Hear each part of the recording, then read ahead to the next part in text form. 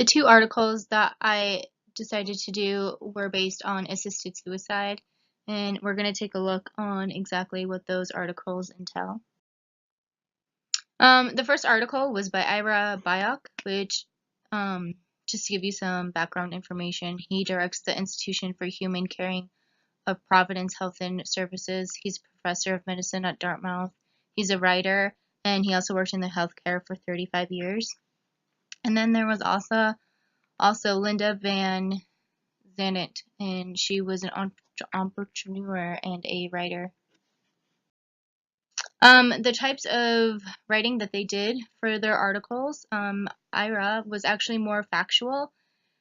He had talked about the End of the Life Option Act. He talked about Oregon Health Authoritative Research, the Dutch Euthanasia Review Committees, and he also used other authors to make points. Linda Van Zandt, she wrote more emotionally. She talked about ALS disease, and she explained how bad it was and how quickly it progresses. She also talked about her personal experience with her aunt, and she talked about the rules that she had to go through and the hoops that she had to go through to obtain life-ending drugs.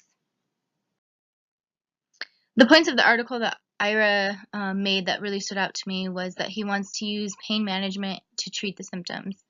In that quote that is right there, he talks about how, as a care physician, he aids people in dying by treating their symptoms and supporting them through the difficult practical and emotional tasks of completing their lives. In more than 35 years of practice, I have never once had to kill a patient to alleviate the person's suffering.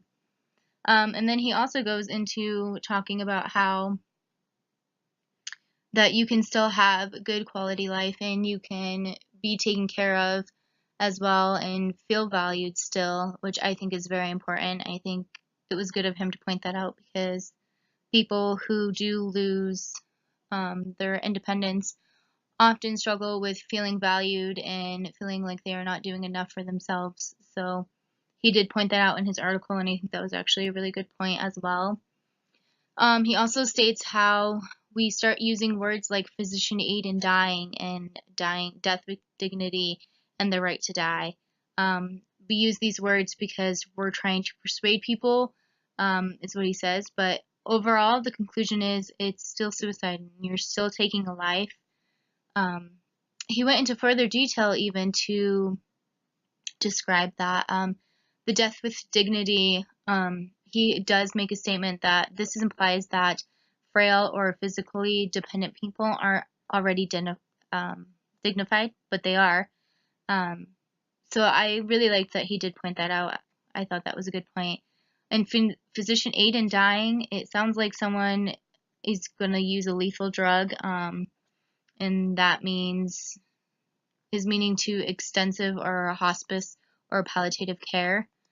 The right to die. This one was interesting for me. He said you will not find this in the UN's Universal Declaration of Human Rights or in the U.S. Constitution. Those are just him getting his points across on how we're actually changing what those words mean.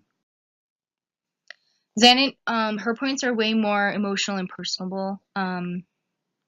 She describes ALS, how it affects your body and how quickly it can change your life. And it took her aunt. Her aunt did try to commit suicide in about 6 months after being diagnosed. So it's a pretty quick disease. And it honestly just kind of eats your body and your functions that you can do, but mentally you're still there. So you kind of feel trapped, and that's why she attempted the suicide. She also talked about how that she had to obtain these life-ending drugs.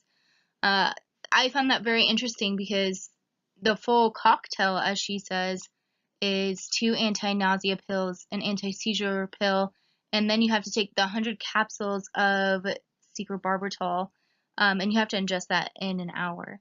And that is actually a sedative hypnotic, which they also use.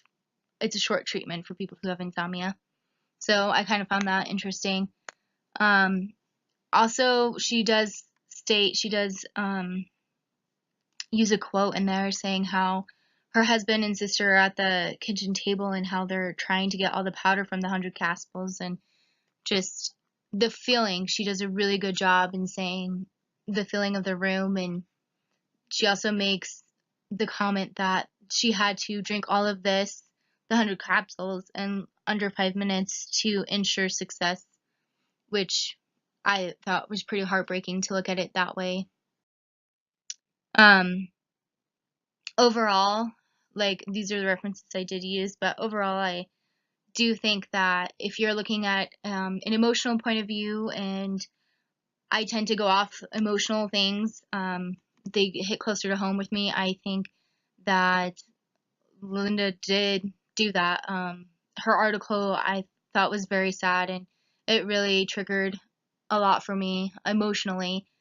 But Ira had a lot of facts, and I noticed, like, for his, I was researching a lot more things than I actually was with her. I looked up ALS, and I did want to look up the law.